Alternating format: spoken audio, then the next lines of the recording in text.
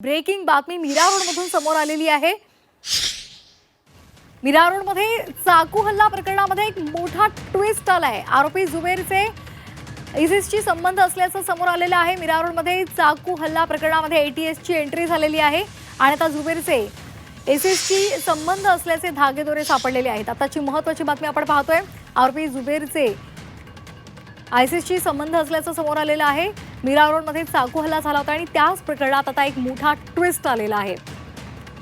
या प्रकरणामध्ये आता ATSची एंट्री झालेली आहे। मीरा रोडचा हल्ला हा दहशतवादी हल्लाच होता का, त्या दृष्टीने आता तपास केला जाणार आहे। लोन वुल्फ अटॅक हा हल्ल्याचा नवा पॅटर्न आहे। या संदर्भात सुद्धा आता अधिकची माहिती सध्या तपासली जाणार आहे। तर जुबेर हा या हल्ल्याचं लाईव्ह स्ट्रीमिंग करणार होता। आरोपी जुबेर कुणाच्या संपर्कात होता, या सर्व बाबींचा आता तपास केला जाणार आहे, कारण आता यामध्ये ATSची एंट्री झालेली आहे। शुभम कोळी आमचे प्रतिनिधी आपल्याला अधिक माहिती देत आहेत। शुभम, काय या संदर्भातले अपडेट्स आहेत? निश्चितच पाहिलं तर मीरा भाईंदरमध्ये एक नवीन घटना घडलेली आहे। यामध्ये महाराष्ट्रामध्ये प्रथमच अशा प्रकारचा जिहादीचा प्रकार जो आहे तो उघडकीस आलेला आहे।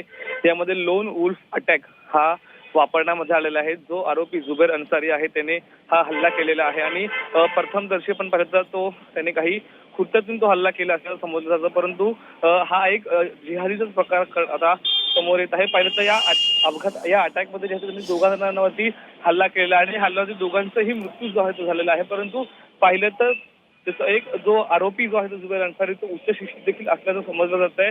तो त्याचे कुटुंब जे आहे ते अमेरिकेमध्ये वास्तव्यात आहे आणि गेल्या काही वर्षांपूर्वी जे आहे तर त्याचं लग्न देखील झालं होतं आणि त्याची पत्नी जी आहे ती अफगाणी असल्यामुळे गेल्या काही दिवसांमध्ये तो अफगाणिस्तान देखील राहिला होता आणि त्या दरम्यानच त्याचं काही तिथल्या आतंकवाद्यांशी संपर्कात आल्याचं देखील समजलं जातं आणि त्यानंतर पाहिलं तर एक मोठी घटना जी आहे ती समोर येत आहे आणि त्याचबरोबर पुढील तपास जो आहे तो ATSच्या माध्यमातून करण्यात येत आहे आणि आणखीन काही खुलासा याबाबत होतोय का याकडे तर लक्ष द्यायचं लागलेलं आहे।